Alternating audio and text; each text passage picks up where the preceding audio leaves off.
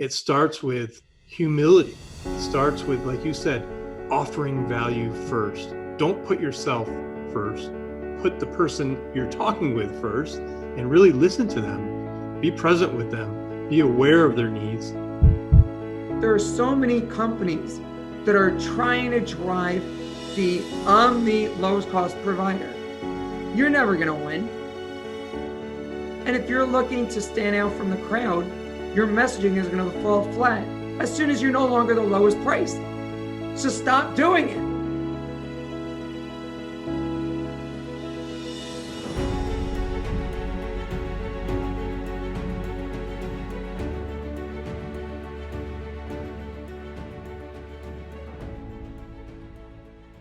LinkedIn traditionally has been a social media platform mainly used for professional networking, including employers posting jobs and job seekers posting their resumes. For the past 12 months, social influencers like Gary Vaynerchuk have revolutionized LinkedIn as a place to share status updates, articles, and interact within a business or professional context. Vaynerchuk says because the platform is still relatively early, LinkedIn has made the organic reach insanely high. And he adds it's where Facebook was 5 to 7 years ago. Jennifer Glass is a business growth expert and is the author of It's the Bottom Line That Matters, Quick Tips and Strategies You Can Use Right Now to Grow Your Business in the Next 12 Months. Jennifer, thanks so much for coming on. Thank you so much for having me today. I appreciate it. And I would love to start with LinkedIn. It is just blowing up, as we both know, and would love to know how you use it as a sales tool for yourself. That's a great question, Roger. So Gary V is amazing, by the way, what he does. I've been a loyal follower of Gary's for quite some time and been watching a lot of the things that he has been saying. In terms of LinkedIn, though, there's a couple of things that so many people keep getting wrong. And if it's okay, I want to kind of touch on those first. So that way, anyone who's listening is going to know what they need to clear up so that they can then start using it as a tool in their business. So first things first, a lot of people still, for whatever reason, are using LinkedIn as a resume. Folks, it's not meant to be a resume. It is meant to be a business networking tool. I don't care what you did 30 years ago, unless it's directly relevant to what you're doing today. So if 30 years ago you were working at McDonald's, are you going to say that you're working at McDonald's on LinkedIn? Unless you're the CEO of McDonald's today and you went all the way from working behind the flipping the burgers all the way to the CEO, it isn't relevant to your story. So please get rid of it, right? If it's not related to what you're doing today. And by the way, if you're still in the food services industry, you may want to say, McDonald's. But if it isn't relevant to your story, get rid of it. That's the first thing. Second thing is stop making LinkedIn all about you. So many of us, we have a problem in business. We love talking about ourselves, and that's just a humanity issue. We love talking about ourselves. We love hearing ourselves. We love patting ourselves on the back. LinkedIn is not meant to be that area, though, for us to do that. You want to use Facebook for that, Instagram for that, by all means. Those are platforms specifically dedicated to creating the life that you want to live, even if it's just a virtual life living in Facebook. LinkedIn is meant to be about what you can do for the people that are visiting your profile. So if you are writing your profile in a way that's all about me, in terms of me, the prospect, not me, the writer, you're going to be in a much better position than if you're going out and you're saying, I'm great at this, I'm great at that. It's like the old social media meme that went out. What is, ice cream? Facebook, I'm eating ice cream. Twitter, I'm eating ice cream with this. LinkedIn, I know the skill of ice cream and how to make it, right? Those are the things that you want to be focused on in what you're doing. It's not something that's out there that's meant to be all about you. It's meant to drive interest from the people that are on the network. Remember, Microsoft spent $26 billion to buy LinkedIn a number of years ago because they saw the value in the platform. There's 1 billion users of Windows that are out there on the planet right now. Microsoft made that investment because they're trying to get even more of their 1 billion Windows users to be using LinkedIn also, and all of the Office tools. If you look at Office 365, what's out there, they're incorporating LinkedIn into the Office 365 suite of services. And it's all designed to maximize the business connectivity and the business value of the platform. So if you're writing something there and you're saying, I am great at doing this and I'm great at doing that, and I can do this and I can do that for you. Well, guess what? Unless you're going to add these words and what this means for you is, it's going to fly over their head. You want to write about you, take what this means for you is, and then now bring it back to what it means for your prospect. Bring it back to what it means, because when you're looking at those pieces and you're seeing, all right, I have LinkedIn and this is what it means to you, now it starts to make that connection. But if you don't have that, start rewording your profile, figure out how to write it in a way that your ideal prospects are going to be wanting to see you, and then do that. Brilliant, Jennifer. I'd love to know, how did you figure this out? Was this trial and error? Did you take training? How did you, because the way you framed it, and it makes so much sense, especially the ice cream example, right? How did you come into understanding LinkedIn? And then as a follow-up, what results have you seen, by making these changes? So I have gone through a lot of trial and error. I've also taken training, and my friend Mandy McEwen from Bridal Marketing, shout out Mandy. It's all about making sure that when you're looking at what you're doing, it is going to maximize the value. But it's also, though, looking at throughout the years, all of the edits and everything that I have done before I even found Mandy, that started allowing me to hone in and get the benefits that I wanted. I am one of those people that is not content leaving good and well enough alone, because if I can improve on it, I know I'm going to make a benefit. I'm going to find that benefit. So I got deals that came to me that were 7-figure deals on the LinkedIn platform. This was before I even started looking at Mandy and taking Mandy's program, and then incorporating Mandy, my experience, my marketing know-how, and then bring that into my own optimization solution that I help clients work on. But as far as LinkedIn is concerned, though, I have found so many deals through the platform. I have given benefits to people, and it's all those different ways by making those minor adjustments and the major adjustments that continue to make the difference. And it's not something that it's as the old Ronco commercial, set and then forget it, for those of us of a certain age. Once you know what you're doing, you cannot leave it alone. It's not a set and then forget it program. You need to constantly be making the edits. You want to be telling people what you do. You want to be telling them what you offer, what they can expect to get from you. And you want to be calling out specific niches. But the thing is, though, don't say, I'm relying on this one niche for a year. I'm relying on this niche for 3 years. Because the truth is, after a while, you're going to lose the ability to find people in that niche you didn't already attract, or that you didn't somehow try and reach. So you got to move on.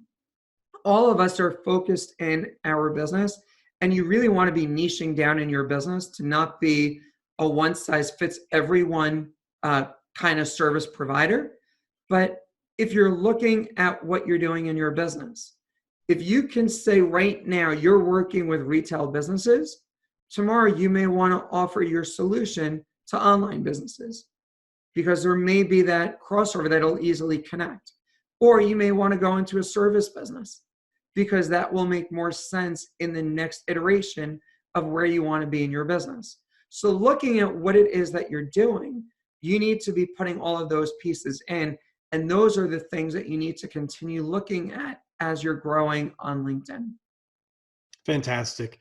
Can you walk us through a typical relationship that would be built on LinkedIn? So how would it start for you?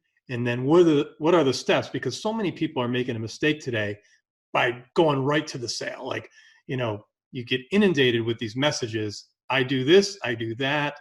If you need this, if you need that.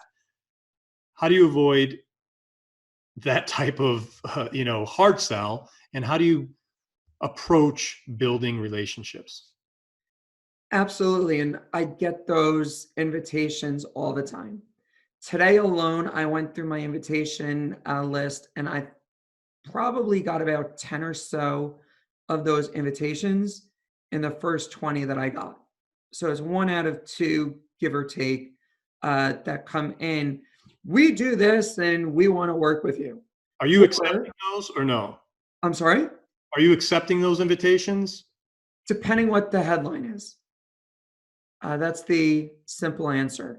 Okay. To get a little more involved, what I mean by that is if I'm looking at someone who writes me and they are someone that is talking to my ideal prospect, then I will connect with them. If they are completely irrelevant to me, then I'm going to completely ignore it. I mean, like I got one today, they're an oil and gas exporter. It's got no benefit that I can immediately connect to.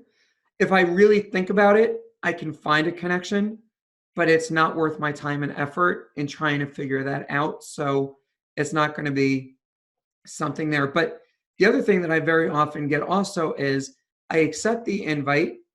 And then as soon as I accept the invite, they immediately start selling.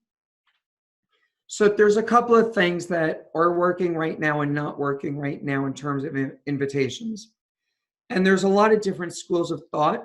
Do you want to include a personalized note or do you not want to include a personalized note when you send the invitation?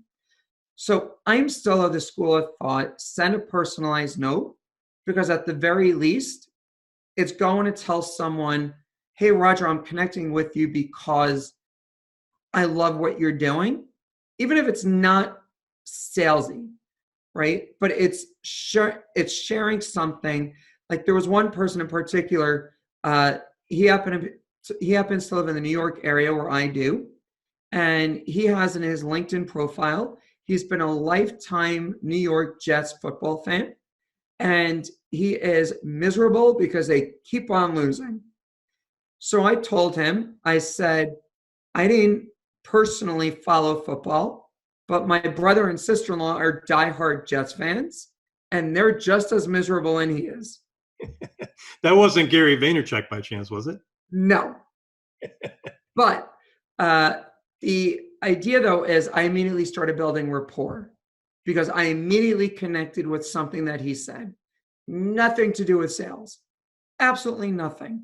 And what ultimately ended up happening was we ended up having a couple of face-to-face meetings, and we're working in a strategic partnership together because of that relationship. But what a lot of people are saying is more invitations are being accepted today without including any information, without including any invite to someone. But you have to make sure, no matter whether you include in text in your invitation or not, make sure that your headline says what you do. Because if you say, I'm CEO at company X, I'm VP sales at company Y, you're not telling me anything. So if you're not going to include that message why you want to connect, you have to tell me exactly what it is that you want me to know. Otherwise, it's going to be ignored. So make sure your profile is optimized so that you're making sense to people and not just sending a blind invite.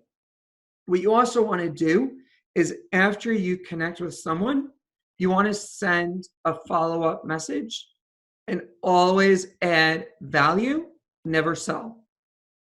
Never, ever, ever sell. in the first touch. It's like people that go to networking groups, and the only thing they want to do in a networking group is sell you. A rule in networking is you don't sell your own group, you look for the relationships. And if you're going to be selling everybody, you're going to be known as that sleazeball that nobody wants to talk to. So you have to add value. And what you do is you create that value, you share something of value with them. And by the way, it does not have to be anything directly related to what you offer. Like there's one thing right now, I recently put out a tips to help you boost your memory.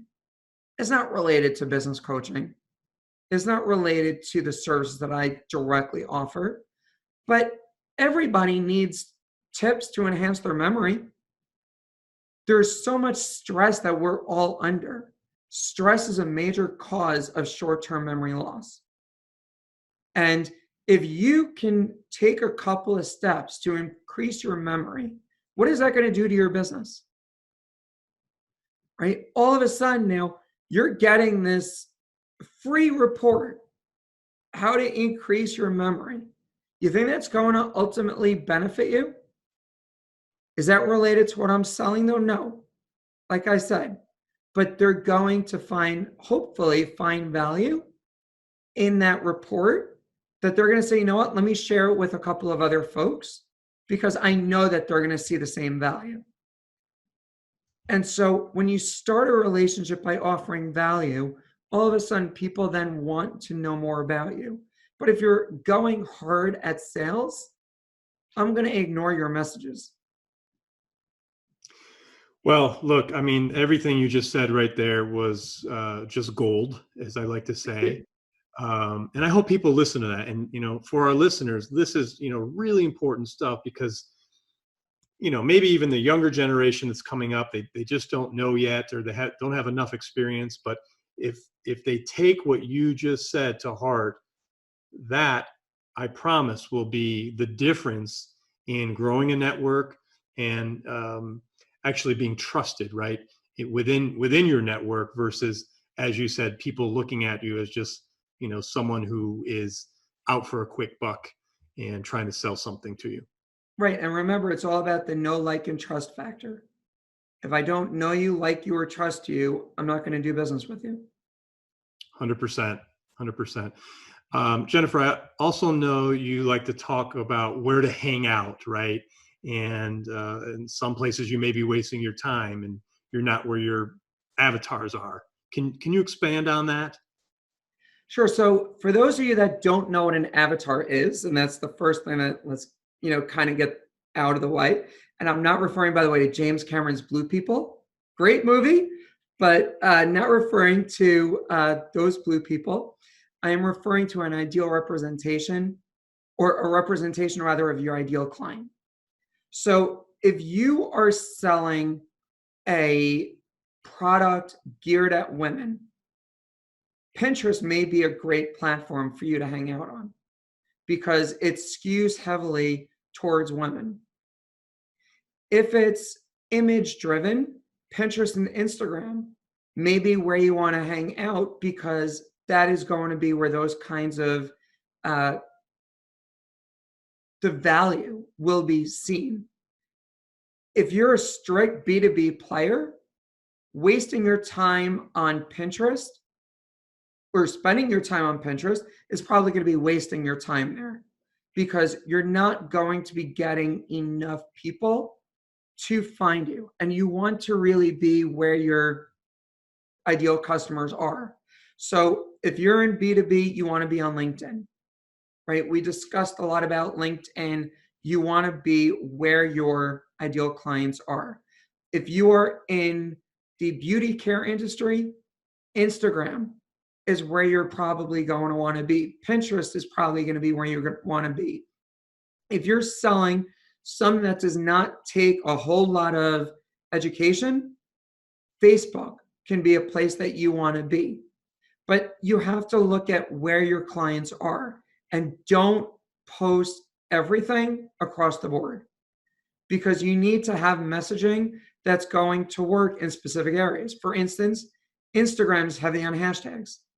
Facebook is not. Facebook has hashtags, but if you look at certain people, they're going to be, what is this tic-tac-toe board, right? What is this pound sign doing on your post? And you're going to completely lose that audience. And if you're sponsoring posts and you've got hashtags, you're going to lose an audience. So pay attention to what your platform expects and when people are actually on the platform. LinkedIn, people are on more during the day because it's a business platform. Facebook, Instagram, not as much during the day. But also, are you a global company or are you a local company? If you're a global company, pay attention to the fact 12 o'clock in New York in the afternoon could be 2 in the morning, somewhere else, or it could be 2 in the afternoon somewhere. And, just keep in mind, there's 24 hours in a day, and anywhere across the globe, somebody is going to see content at different times. Know when your content is going to be engaging to certain types of people. Know what kinds of content make a difference. Do questions make a difference? Do polls make a difference? Do images make a difference? Do links make a difference? Do case studies make a difference? What is it that is going to make that difference? But also make sure you're not a one-trick pony, right? That you're not only posting stuff about your business, right? You want to be posting influencing items, right? Show me that you're broader in scope rather than just simply putting out, we're running a promotion tomorrow. We're running this sale today. We're running this program tomorrow. If all you're doing is that, you're going to get tuned out extremely quick. Make sure you're paying attention to what you're looking at. And go back and look at your last 10 posts. Is it all about you? Or are you trying to make a connection with people? Are you trying to network online with people? Are you sharing other people's content? So that way, when Roger sees that I posted something that Roger wrote, he's going to like me, right? And his audience is going to see me. There's a benefit to sharing other people's content, don't get me wrong. But it's got to be, though, looking at it from the perspective of, I'm not just doing this. I'm influencing, I'm networking, I'm selling, I'm listening. Those are all the things you want to be paying attention to on your posts. And if you look back at your last 10 posts and score them with that basis, think about where that is and what that's really going to be doing for you. And then try splitting it up. And it doesn't have to be 25 for all four, 25%, but look at it. If I do 3 of this, 1 of that, 2 of that, and 4 of that, see how your engagement turns and what kind of value you start bringing the platform. Now, all of a sudden, it's going to be most likely a much better engagement rate from your overall audience. Again, that information is priceless, and thanks for dropping all that on us. What would you say on the frequency of posts? How often, as a rule of thumb, should people post? So again, it depends on the platform. If you're talking about Twitter 8 to 10 times a day is fine. Just make sure, again, keeping in mind the 4 pieces we mentioned: influencing, networking, listening, and selling, so that you're not just doing one over the others. If you're on LinkedIn, you can certainly be posting more often. Facebook, not more than 2 times a day. Instagram, 1 to 2 times a day is probably going to be the limit.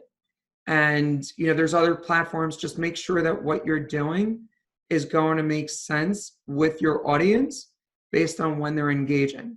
And you'll see what the engagement rate is and how often they want you to be posting rather than you arbitrarily doing it. And then use tools, whether it's Buffer, Hootsuite, Meet Edgar, whatever. There's all of those tools that will allow you to schedule out posts so that you can get content out there. Let's transition into branding, personal branding, and why people really should be thinking about their brand all the time. Absolutely. So let me ask all of you listening, Obviously, I can't hear it because this is a recorded session, but I want you to tell me, what is it that you are known for? Are you known because you're the branch manager at this bank? Are you known because you're a partner at this accounting firm or this law firm? Are you known because you're an influencer? Are you known because you are the CEO of a company? A lot of you are going to say yes. Here's why it's so important to think, though, about your personal branding.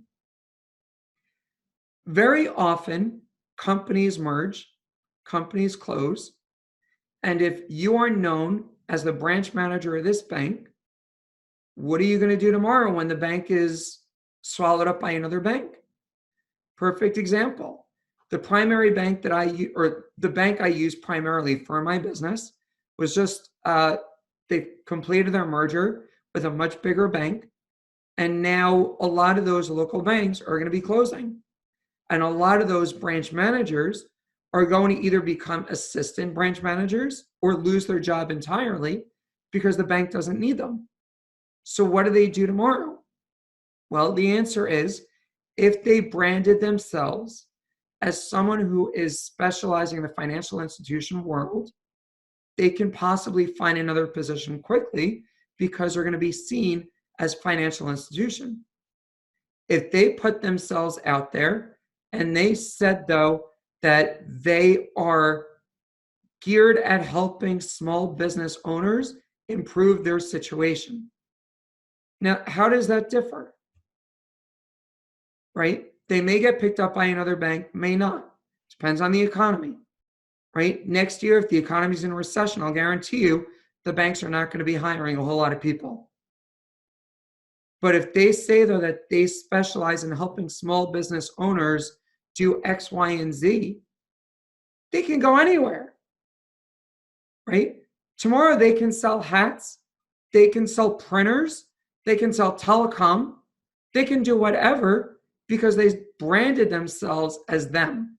They're not stuck to this particular industry and brand. You need to be looking at what it is that you're doing. And when it comes down to your personal brand, make sure that your brand follows you through all of your channels.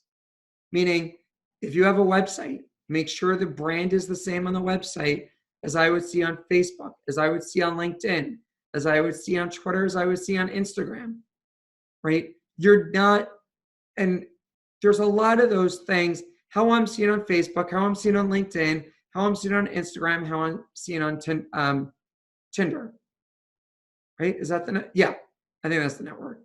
So if you're looking at those four and you're completely different, Tinder, of course, is different because it's dating, but those other ones, you want to be seen the same because it's gotta continue. That's what personal branding is. It's making sure that you're not tying yourself into any given entity, right? CEOs. Look at the CEO of Papa John, the founder, right? He was known as the CEO of Papa John. Is he still? No, the board voted him out. So if his entire branding is CEO and founder of Papa John's, what happens tomorrow when he's no longer CEO and founder of Papa John's?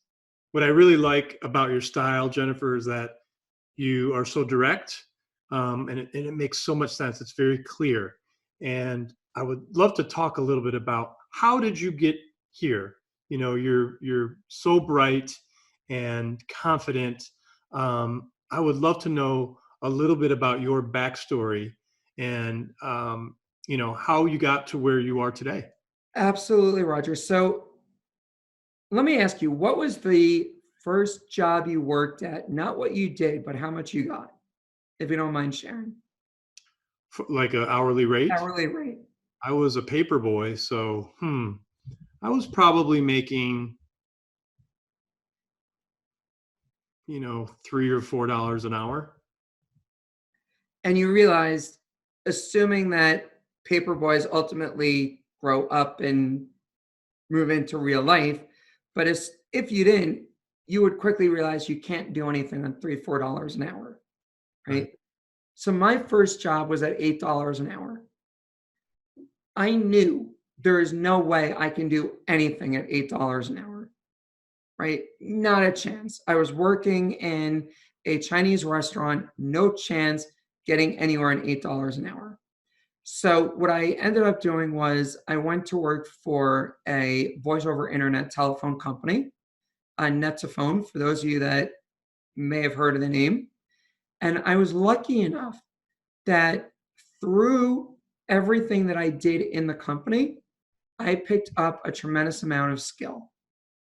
My skill set increased dramatically. Sales, marketing, international sales and marketing, not just domestic. And I got a point where I actually got an $8 million deal in China, made up of $25, $50, and $100 accounts. So it's not like he bought one widget for $8 million. It was thousands and thousands of accounts that he committed to buying. And it allowed me to really start getting a lot more experience. Yes, in school I studied marketing, I studied business. I was a poli-sci major though.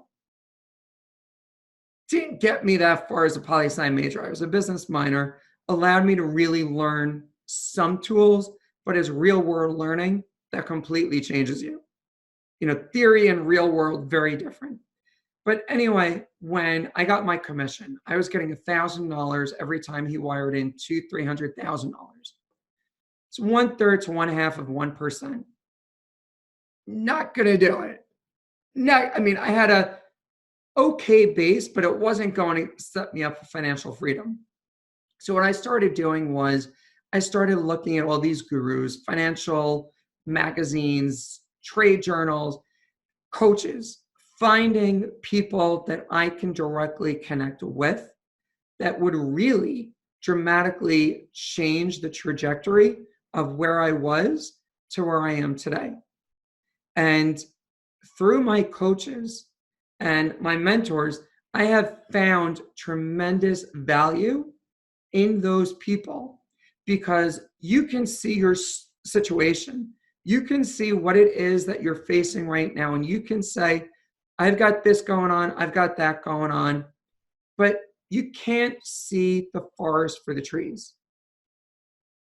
You need that third party set of eyes to look at where you are in your business and say, listen, Jennifer, you're being stupid. You're doing things that are going to make you work 365 days a year, 25 hours a day. By the way, we all know there's only 24, but 25 hours a day, 365 days a year to reach your goal in terms of where you want to be. Now, how many of you can find a way, first of all, to add at least one more hour a day? And that's not counting getting sleep, eating, spending time with your family, or whatever else. Nobody? Really? Not a surprise. So my coaches told me, if you wanted to make what you want to do, you need to change your business model and you need to figure where you're going to make that difference in terms of all of those pieces. The impact that their advice made on me is huge.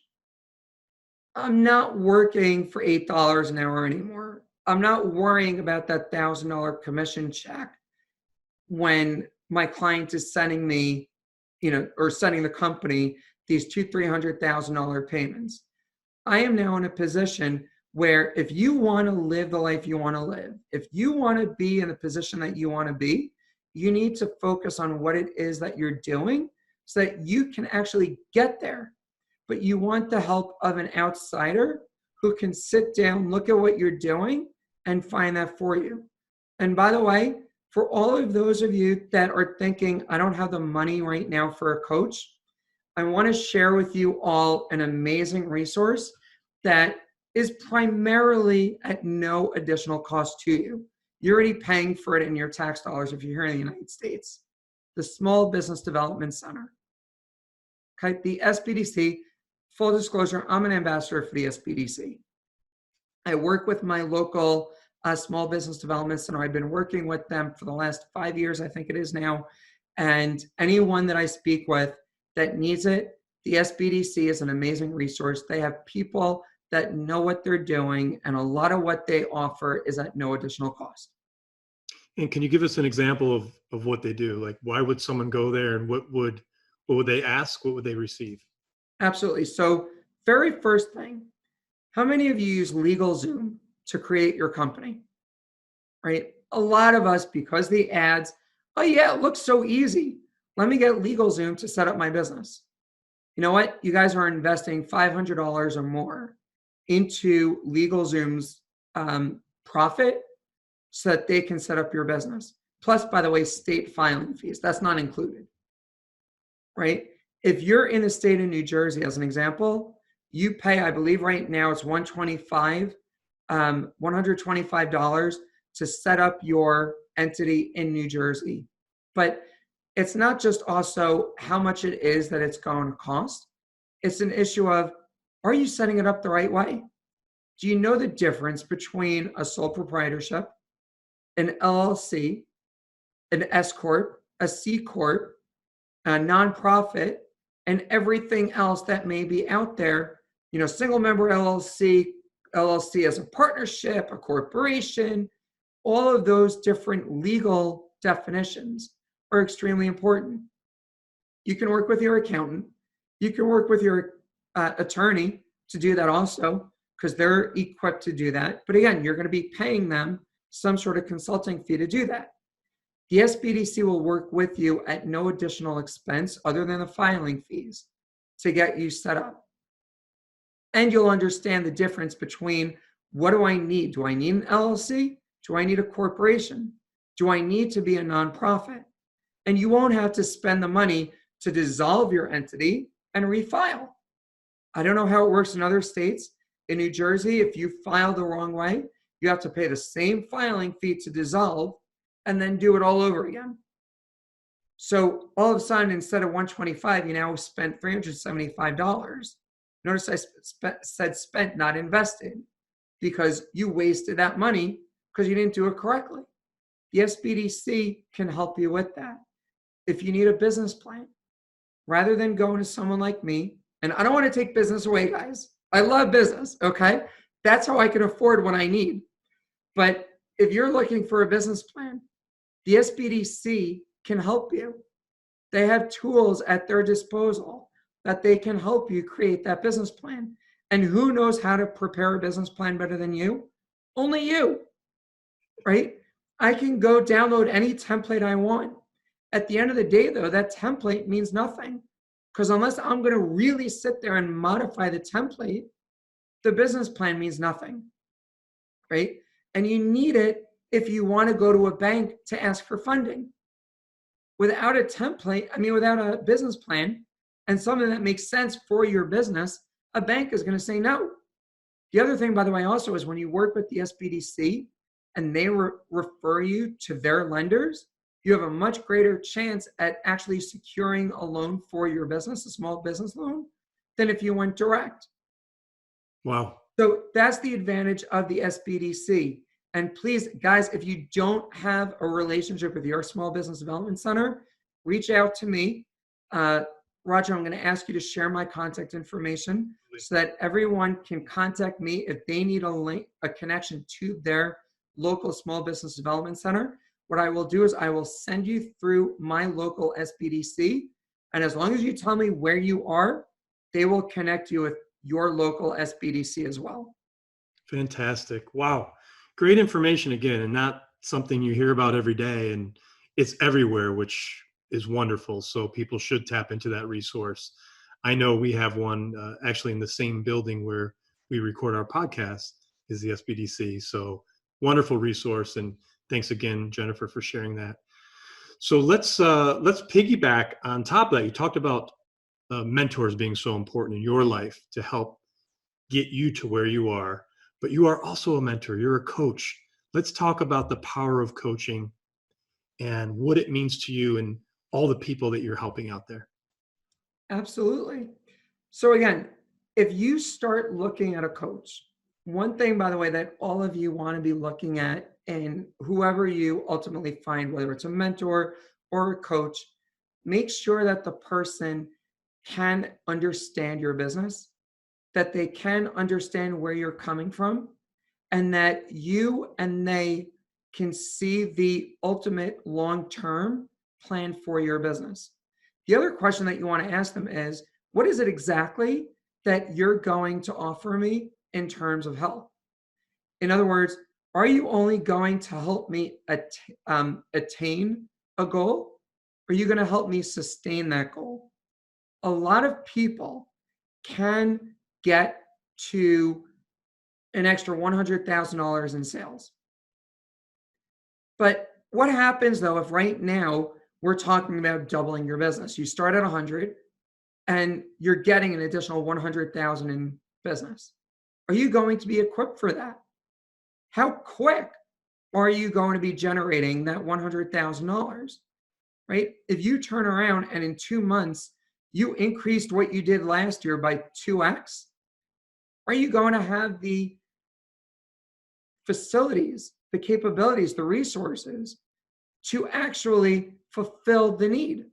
In other words, if I help you get a purchase order with Whole Foods as an example, and you get an $80,000 PO from Whole Foods, but you cannot fulfill the order under the terms, do you know you're going to be subject to a 10% penalty on the PO and you will never get into Whole Foods again? If you don't see how you can do that and your coach is not clear how you're going to do that, stay away from that. You want to be working with someone who has the resources, the network, and the faculties to help you not only attain the goal, but to sustain the goal. Okay? It's also looking at, hey, for those of you that watch Shark Tank, I think, Roger, you and I talked about that before. Right. So if I'm watching Shark Tank and I see all of these entrepreneurs come on Shark Tank, and going back to the Whole Foods example, they're selling 10, 20% of their business for a $100,000 investment because they have that 80,000 PO from Whole Foods, Walmart, whatever. What are they doing to their business, right? They're selling the business today at today's valuation. They're not selling the business at tomorrow's valuation, right? What happens if you get a regional PO for Whole Foods and you sell through? Now Whole Foods is going to want to trial you on a national rollout, but you sold 10, 20% of your business already. So all of that bump up in value is based on what you got for that investment. There's resources, like I said, having resources that if you can take a line of credit, especially a non-secured line of credit, to help you in your business, don't you think that would be better? Because now I take a 100,000 line, or I take a 200,000 line to give me a little bit of wiggle room. I fulfill my 80. I don't have any equity that I gave up before that. And I pay off the line. I pay off whatever interest, fees, whatever I have on it. And I have access to this line, full line again, for me to draw on when I need it.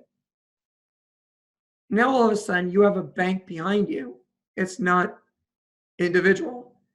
And by the way, guys, one thing about small business loans, not every bank is going to give you a small business loan just because you have a purchase order. They're looking for specific kinds of businesses to loan to. And if your credit is not great, they're not going to give you anything, even if you have a PO. So you want to look at those alternative sources of funding, and you want to work with the people that have these relationships and that aren't going to have to take 6 weeks, 2 months, 3 years to find a solution for you.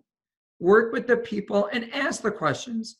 Do you have resources that are going to help me continue the growth in my business? What's going to happen if tomorrow I double my business?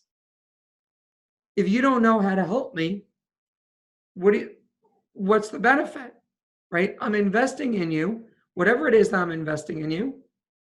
And if you can't help me, there's nothing valuable in return. So what benefit is that? Because if you end up imploding on your own success. I would love to know if you could talk a little bit about what small businesses can do to stop wasting money on marketing that doesn't work. So let me ask you, how many of you that are listening have spent money on Facebook ads, Google ads? You name the channel, okay? A lot of you, I'm betting, that are listening to this program have invested money or spent money, depending how we're looking at it, on those platforms. But let me ask you another question. What is the return you're getting?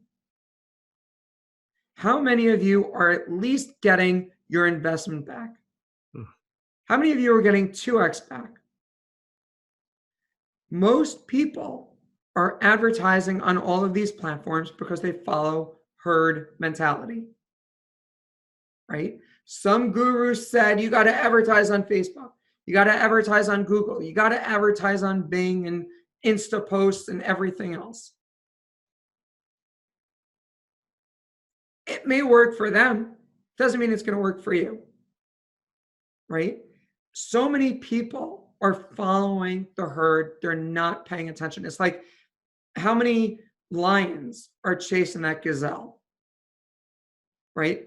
There's only so much of that gazelle that can be eaten, that not every lion is going to be in a position to feast after the hunt, right? There's only so many clients that are out there for all of these businesses that are advertising on Facebook, that are advertising on Google. And by you competing against everybody else, and with it being a bid, right? I am bidding to catch someone else's business, which means that I'm willing to spend $10 on this lead. I'm willing to spend $50 on this lead just because I have to bid in order to be seen. And then what? How many of those are not even real people? How many of those are bots that are clicking your ad because I can set it up to do that? And by the way, guys, something you don't know, Facebook has in its rules and its terms of service, you're not allowed to audit their reports. How many of you knew that? I'm willing to say 0 because all of us just click the checkbox. I agree to the terms, right? So if you see Facebook's system says you got 1,000 people last month or during this reporting period that clicked your ad, how are you validating that? You can't. How many of you can know that that traffic isn't coming from your competition? Because by the way, when you're putting in information, you're putting in behaviors, you're putting in demographics, you're putting in interest. If I'm a direct competitor, I probably have similar interests to what you have. So you may very well be targeting me. And if you're willing to spend $50 on getting me, you don't think I'm going to make you spend $50 to get me? Now, let's look at marketing that is not going to make you increase your investment.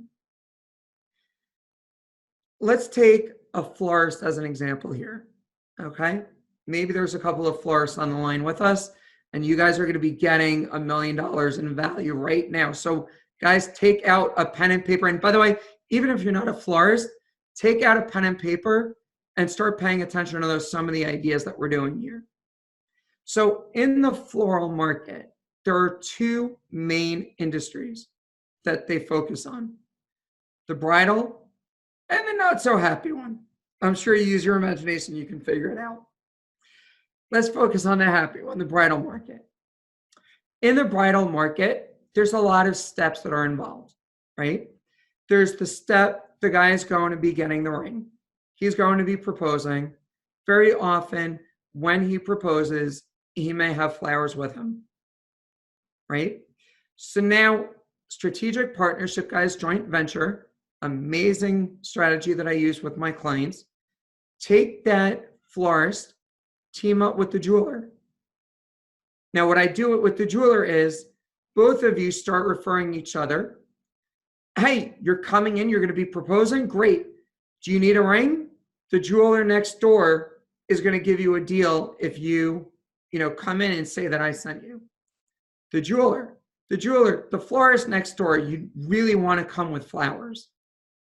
It's just going to make the environment that much more romantic, that much happier, whatever. You want to do it at an event? Create a relationship with local restaurants, right? Start having the connection there.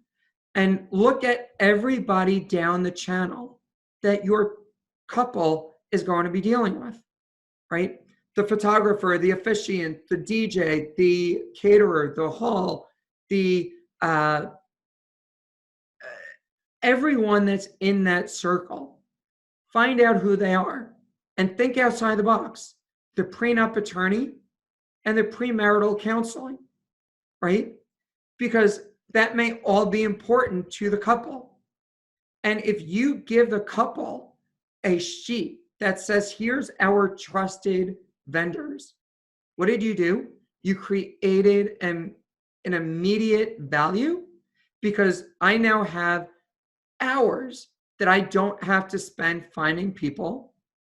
I now have the vetting that you guys did to come up with this list. And I may be getting a little bit of a discount by using you guys, all of the people in that channel, because I no longer have to go shopping to everybody. And so the customer acquisition cost can be passed along as savings, right? How much are you spending getting a client? If you're spending $50 getting a client, or you're spending $10 getting a client, or you're spending $1,000 getting a client, you can look at that and then take that kind of a discount, because you're already going to be spending that anyway. But you don't have to. You can say, what if I don't want to use that whole investment, right? The whole savings. What if I want to say I'm only going to give 25% of it? You see, now you don't have to keep spending money on marketing that isn't working. And that's only one strategy. I have 8 strategies that I work with my clients on how they can start looking at their business and increase their business. Stop worrying about price. Stop worrying about competition. Stop driving your business to be the Walmart model. Because I'll tell you, if you're the lowest company out there, lowest price, guess what?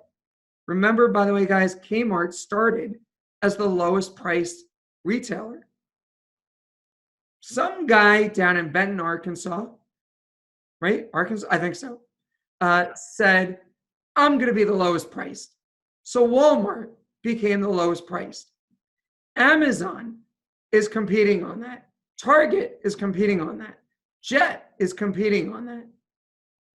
There are so many companies that are trying to drive I'm the lowest cost provider.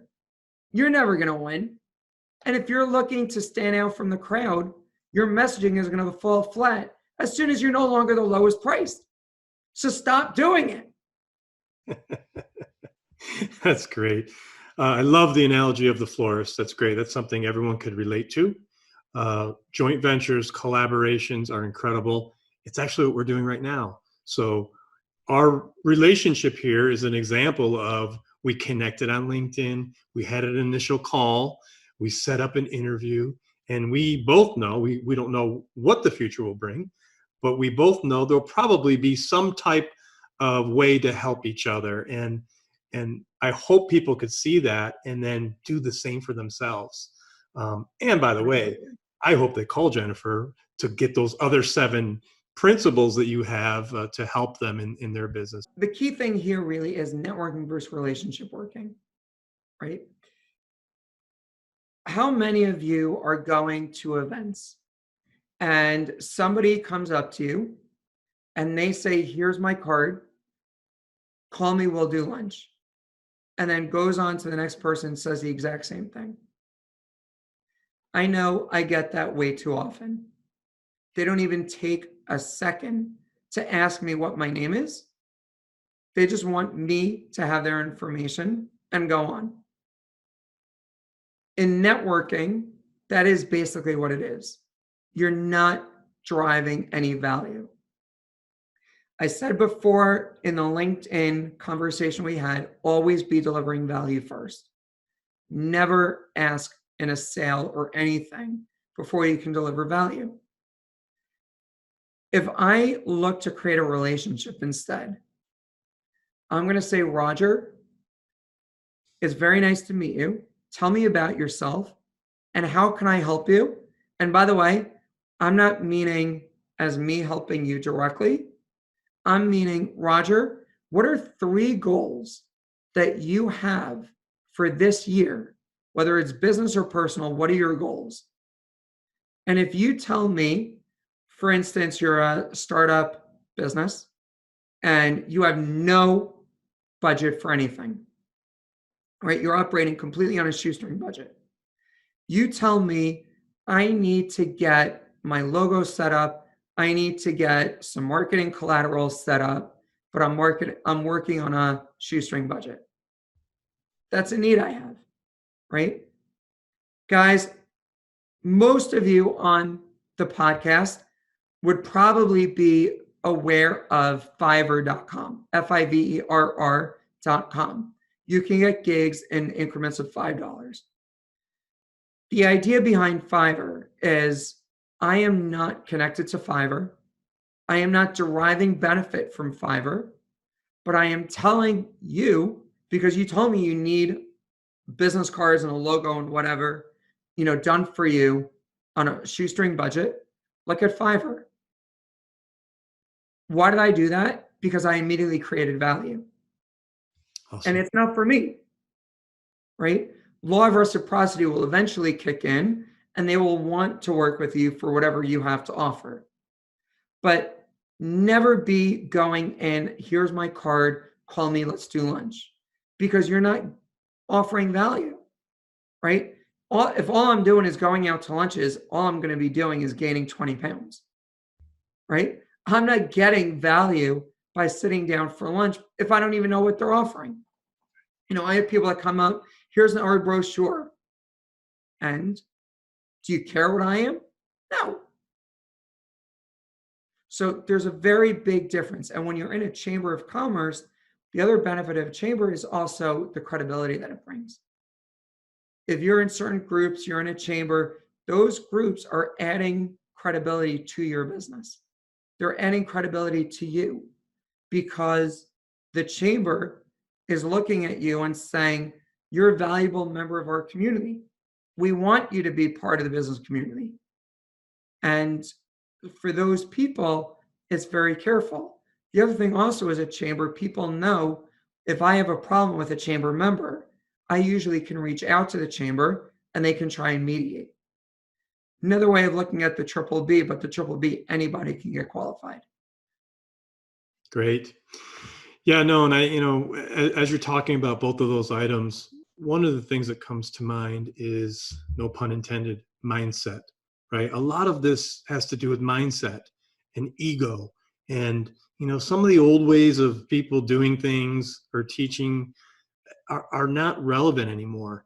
And I believe and I'd love to get your thoughts on this, it starts with humility. It starts with, like you said, offering value first. Don't put yourself first. Put the person you're talking with first and really listen to them. Be present with them. Be aware of their needs and think of, if they do have a need, a resource to be of service, as you just mentioned with Fiverr. Absolutely. And you really need to put ego aside. So many of us, like we said earlier, it comes down to, it's all about me, me, me. We love talking about ourselves. We love hearing ourselves. We love patting ourselves on the shoulder. Once you start realizing, though, that you're talking with someone that can be a benefit for you. And by the way, by not selling immediately, you're going to set yourself apart. Because if you're in a room full of people, so many people are going to be trying to sell you. But if you are asking, Roger, tell me something that I can do for you, and I don't mean that I can do for you for my business. I mean, what can I do for you, right? In whatever manner. And one of the questions, by the way, I very often ask for a B2B person is the 3 goals. For someone who's in the B2C side, I'm going to ask them sometimes the same thing. Sometimes I'm going to ask them, no, tell me more about yourself. And I don't mean, oh yeah, I'm a mortgage broker with XYZ Bank. I mean, tell me who the person is. I had a call earlier, a coaching discovery call with someone earlier. And I told her at the very beginning, I said, look, I already saw your LinkedIn profile. I saw your website. But tell me more who you are than what's there. Because you're a lot more than a 2D person, right? We have a lot more that has absolutely no relevance to what we're putting on LinkedIn, what we're putting on our website, what's on Facebook. If you can show me that, now all of a sudden you start creating the relationship. And again, it gets to the value. What is it that I'm offering? I'm giving you the opportunity to talk about yourself. I am making you do the thing that we love doing most. Sure, you may ask me the exact same question after, right? All right, so I told you about me. Tell me about you. It's like the first date question, right? But here, it's first date in business. As one of my mentors, Ryan Dice from Digital Marketers, says, you're not going to go up to a woman in a coffee shop, you're not going to go up to a woman and ask her to marry you without having coffee first, right? You have to get to know the person before you can even ask about business. Yeah. No, that's great. And I'd love to do a little plug here because, podcasting is just a wonderful way to allow people to talk, right? I mean, look at this forum we have right here. Your time is very valuable. I appreciate your time, but we're gifting your time to thousands of others who are listening to this. And I want people to think about that in their business. It doesn't matter what business you're in. You could become a podcaster, have these types of intimate conversations and interviews that allows your guests to speak.